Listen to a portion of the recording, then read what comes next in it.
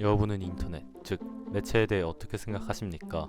인터넷은 1960년 최초의 네트워크가 탄생함에 따라 1990년 최초의 웹사이트가 만들어지며 지금까지 널리 퍼져 우리의 일상 속에 자리 잡고 있습니다. 그런데 여러분, 이런 수면 위에 떠있는 대중적인 것에 잊지 말아야 할 심연이 존재한다면 여러분은 믿으시겠습니까? 오늘은 우리의 일상 속에 자리 잡고 있는 매체에서 은밀하게 숨어서 활동하는 심연에 대해 알아볼까 합니다. 여러분은 빙산의 일각이라는 개념에 대해 알고 계시나요? 빙산의 일각이란 어떤 일이나 현상의 대부분은 숨겨져 있고 겉으로 드러나는 것은 아주 작은 일부에 불과하다는 뜻의 관용적 표현입니다. 이 빙산의 일각의 개념으로 웹매체를 보면 우리가 자주 사용하는 대중매체는 월드와이드 웹이라는 개념에 속합니다. 이 월드와이드 웹에서는 흔히 우리가 자주 사용하는 구글, 네이버, 인스타, 틱톡, 유튜브 등이 속합니다. 끔찍한 것들을 이러한 웹에서 검색 엔진으로 찾기에는 무리가 있습니다. 그 다음 딥웹은 의도적으로 숨기거나 보안을 위해 감추어 놓은 웹사이트들을 부르는 말입니다. 그리고 마지막, 오늘 다룰 주제인 다크웹입니다. 다크웹, 암호화된 네트워크, 즉 일반적인 방법으로는 절대 접근할 수 없는 은밀하고 음산한 또 다른 세계입니다. 보통 우리가 아는 인터넷과는 완전히 다릅니다. 각종 마약 거래, 총기 밀매, 청부살인, 아동 성착취물까지 이런 그로테스크하고 절대 드러나지 않아야 할 것들이 그곳에서 거래되고 공유되며 소비되고 있습니다. 하지만 여러분, 이런 끔찍한 콘텐츠들이 우리가 매일 사용하는 유튜브, 인스타그램, 틱톡, 트위터 같은 일반적인 SNS 속에도 숨어 있다면 여러분들은 믿으시겠습니까? 설마요? 그런 건 다 필터링 되지 않나요? 라고 생각할 수 있습니다. 맞습니다. 대부분은 그렇습니다. 하지만 모든 영상이 필터링 당하는 것이 아니기에 많은 영상들 사이에 교묘하게 숨어 있습니다. 이외에도 2025년 2월 26일 인스타그램 다크웹화 사건처럼 벌어져선 안 될 일이 발생하는 경우도 존재합니다. 그리고 이렇게 숨어있는 영상들을 띄우는 것, 이 알고리즘이 하는 시스템 체계가 예외를 만듭니다. 알고리즘, 우리가 자주 듣는 단어지만 그 본질을 아는 사람은 드뭅니다. 간단히 말해, 알고리즘은 사용자의 취향을 감지하고 그에 따라 콘텐츠를 선택적으로 추천하는 인공지능 시스템입니다. 유튜브, 인스타그램, 틱톡, 트위터 등 대부분의 플랫폼은 이 알고리즘을 통해 사용자에게 더 많은 콘텐츠를 보여줍니다. 문제는 이 알고리즘이 무조건 선을 따르지 않는다는 점입니다. 평소에 당신이 즐겨보던 콘텐츠가 잔혹하거나 극단적인 내용과 닮아있다면, 혹은 단지 충격적이고 자극적인 영상을 무심코 몇 번 클릭했을 뿐이라면 그 순간 알고리즘은 조용히 결론 내립니다. 이것이 사용자가 좋아하는 것이라고. 그 다음부터는 빠릅니다. 당신의 취향이 데이터화되고 그 데이터는 정밀하게 분류되며 이전보다 더 세고 강한 콘텐츠가 자동으로 큐레이션 됩니다. 이 알고리즘은 단순한 추천 시스템이 아닙니다. 패턴을 탐지하고 반응을 분석하며 당신을 구조화합니다. 그런데 이것은 잔혹하고 극단적인 것에 전혀 관심이 없는 사람에게도 조용히, 아주 은밀하게 영향을 미칩니다.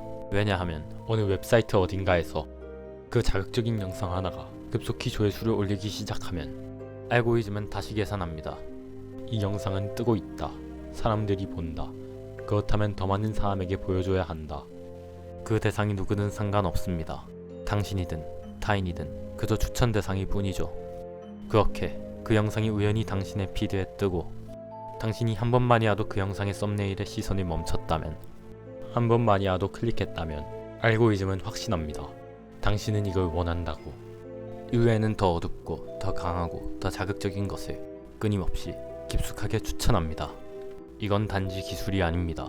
당신의 시선을 추적하고 감정을 측정하며 당신의 무의식을 설계해 나가는 비가시적 구조입니다. 당신은 지금 어디까지 들어온 걸까요? 그리고 나갈 수 있을까요? 여기서 끝이 아닙니다. 알고리즘의 두 번째 원칙, 바로 의도적인 무작위 추천입니다.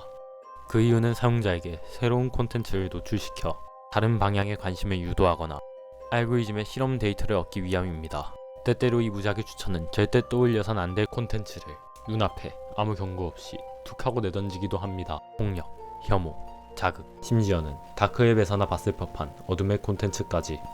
그리고 그렇게 우리도 모르게 어두운 구멍 속으로 끌려 들어갑니다. 이것은 단순한 이야기 혹은 음모론이 아닙니다. 실제 사회는 존재하며 지금도 어딘가에서 누군가는 보고 있습니다. 화려한 SNS의 이면에는 다크웹보다 더 조용하고 교묘한 일상의 다크웹이 존재하고 있습니다. 이외에도 또 다른 심각한 문제가 존재합니다. 그것은 바로 여러 대중매체를 통해 다크웹에 접속하는 방법이 소개되고 있다는 점입니다. 이가 문제인 이유는 접근하면 안 될 영역에 들어가는 방법이 쉽게 노출된다는 것은 단순한 정보 전달을 넘어 심각한 사회적 문제를 유발할 수 있다는 점입니다. 앞서 언급한 대중매체에서 유통되는 콘텐츠는 대부분 영상 형태로 제공되기 때문에 시청자가 이를 보지 않으면 그만이 하는 선택권이 어느 정도 보장됩니다. 그러나 다크웹의 경우 단순한 시청을 넘어서 실제로 직접적인 활동이 가능하다는 점에서 문제의 심각성이 훨씬 큽니다. 다크웹은 각종 범죄가 오가는 위험한 공간이기 때문에 아무런 경각심 없이 접속했다가 범죄에 휘말릴 수 있습니다. 따라서 단순한 호기심으로 다크웹 접속을 유도하거나 방법을 노출하는 것은 매우 무책임한 행동이며 이에 대한 사회적 인식과 대응이 반드시 필요합니다. 그런데 이게 어떻게, 왜 위험한지 잘 모르실 수도 있습니다. 그저 정신적으로 약간 흔들릴 뿐 별일 아니하고 생각하는 분도 계실 것입니다. 네, 얼핏 보면 그럴 수 있습니다. 하지만 진짜 문제는 바로 이런 콘텐츠들이 아무런 장벽 없이 청소년기까지 퍼질 수 있다는 데 있습니다. 성인은 자신의 마음, 감정들을 어느 정도 누르며 버텨낼 수 있겠지만 아직 미성숙한 아이들은 전혀 다릅니다. 아직 몸도 마음도 자라지 않은 아이들은 자극적이고 폭력적인 콘텐츠에 쉽게 끌릴 수밖에 없습니다. 그런 어두운 세계에 한번 빠지면 정신적 고통이나 정서적 불안, 우울증 같은 문제를 겪으며 평생을 살아가거나 혹은 범죄의 주체가 되어 사회적인 문제를 일으키는 사람이 될 수도 있습니다. 그래서 이런 위험한 콘텐츠들이 퍼지지 않도록 우리 모두가 유혹을 절제할 필요가 있다는 겁니다. 대부분의 사람들은 카카오톡이나 문자앱 등 다양한 메신저를 통해 일상적으로 연락을 주고받고 있습니다. 카카오톡처럼 자주 쓰는 메신저 외에도 게임을 하거나 취미활동을 할 때 많이 사용하는 메신저들이 있습니다. 대표적으로 디스코드, 텔레그램, 라인 등이 여기에 해당되죠. 이번에 저희가 중심적으로 다뤄볼 메신저는 바로 디스코드와 텔레그램입니다. 먼저 디스코드부터 알아보겠습니다. 디스코드는 2015년 제이슨 시트원이라는 사람에 의해 탄생한 메신저 겸 커뮤니티의 역할을 하는 앱입니다. 처음에는 게이머들이 게임 중에 원활하게 대화할 수 있도록 음성, 텍스트 채팅 서비스로 시작했으며 이후 디스코드는 게임 커뮤니티를 넘어 비즈니스, 교육 등 다양한 분야로 확장되면서 전 세계적으로 성장했습니다. 겉으로 보기엔 이런 앱이 뭐가 문제냐고 하시는 분들도 계실 것입니다. 하지만 디스코드 플랫폼의 구조를 보면 각종 범죄가 일어나기에 매우 적합합니다. 1. 폐쇄성. 디스코드는 서버 단위로 운영되며 각 서버는 독립된 가상 공간입니다. 비공개 서버의 경우 초대받은 사람만 입장할 수 있어 외부에서는 내부 활동을 거의 할 수 없습니다. 이런 구조이기 때문에 은밀한 대화나 자유 공유가 이루어지기가 쉽습니다. 2. 익명성. 이름, 즉 닉네임과 이메일 주소만 있으면 계정 생성이 가능하고 실명 인증도 요구하지 않습니다. 서버마다 다른 닉네임을 사용할 수 있고 프로필도 자유롭게 꾸밀 수 있어 신원을 감추기 쉽습니다. 1:1 대화나 온라인 상태 숨기기 기능도 익명성을 더욱 강화합니다. 3. 쉬운 가입. 앱 설치 없이도 웹에서 바로 사용할 수 있고 초대 링크만 있으면 서버 입장도 가능합니다. 이 때문에 미성년자들도 쉽게 접근할 수 있습니다. 4. 신고 차단 시스템의 실효성 문제. 문제가 있는 서버가 삭제되더라도 운영자는 이름만 바꿔 다시 서버를 만들 수 있습니다. 사실상 무한 리셋이 가능한 구조죠. 5. 관리 감독의 어려움. 대규모 서버와 채팅방이 실시간으로 생기고 사라지는 만큼 지속적인 모니터링이 거의 불가능합니다. 이처럼 폐쇄성, 익명성, 쉬운 가입은 사용자 입장에서는 사생활 보호와 자유로운 소통을 가능하게 하지만 불법 자유 유통이나 범죄 은닉에 악용될 수 있다는 점에서 사회적 논란을 불러일으키고 있습니다.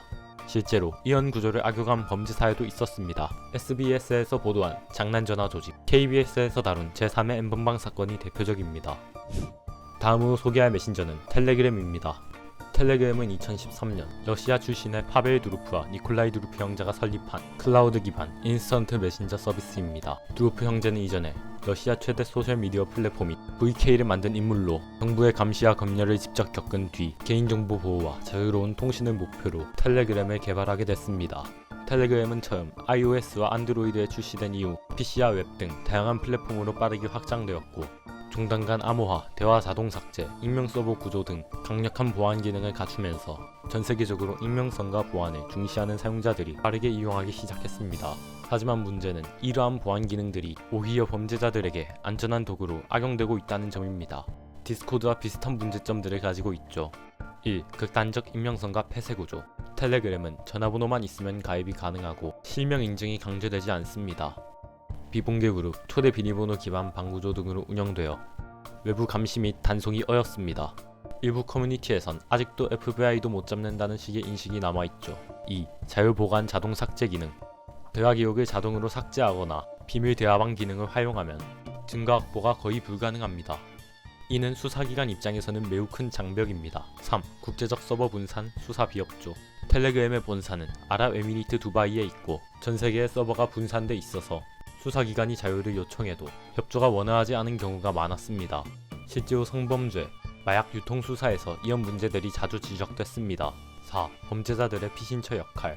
텔레그램 안에서는 방이 폐쇄될 경우를 대비해 대피방, 백업방을 미리 만들어 놓는 경우가 많습니다. 이런 구조 때문에 범죄 정보나 불법 자유가 끊기지 않고 계속 퍼져나갑니다. 이처럼 사생활 보호와 표현의 자유를 위해 만들어진 메신저들이 현실에서는 범죄의 도구로도 쓰이고 있습니다.